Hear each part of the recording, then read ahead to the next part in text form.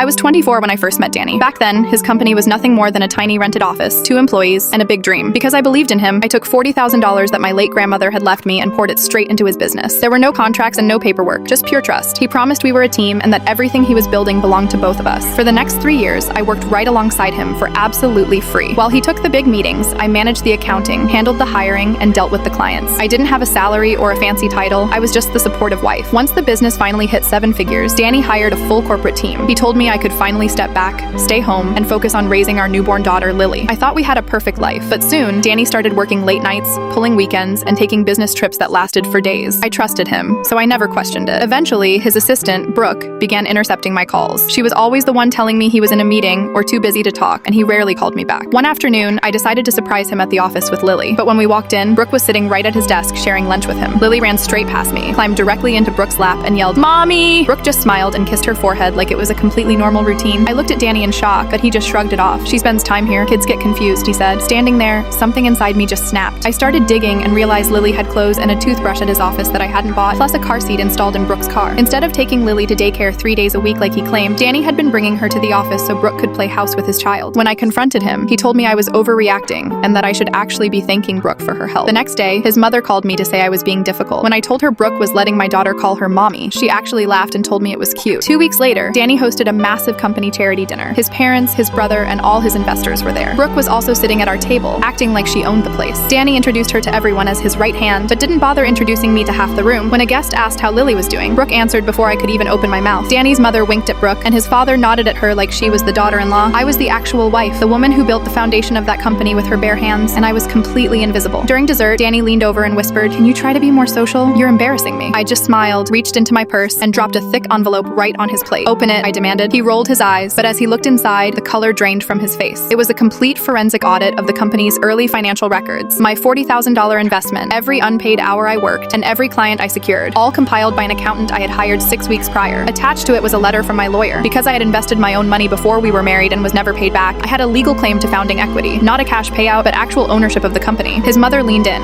asking what it was. Brooke reached out to grab the papers, but I snatched them back. "This isn't for you," I snapped. The entire table fell dead silent. Danny let out a nervous laugh and said, "This is crazy. You weren't even an employee." I stared right into his eyes. "You're right, I wasn't an employee. I was your investor. I'm the one who worked for free for 3 years, so you could afford to hire a real team. And I am not going to sit here smiling while you try to replace me at my own dinner table." I stood up. Brooke looked terrified. Danny grabbed my arm and hissed, "Sit down, we'll talk about this at home." I ripped my arm away. "We'll talk about it through my attorney." I turned to look at his mother. "Do you still think it's cute?" She couldn't even look at me. I grabbed my bag and walked out the door. At midnight, Danny sent me a text. "You're going to destroy everything we built." I texted back exactly one sentence. "No, I built it."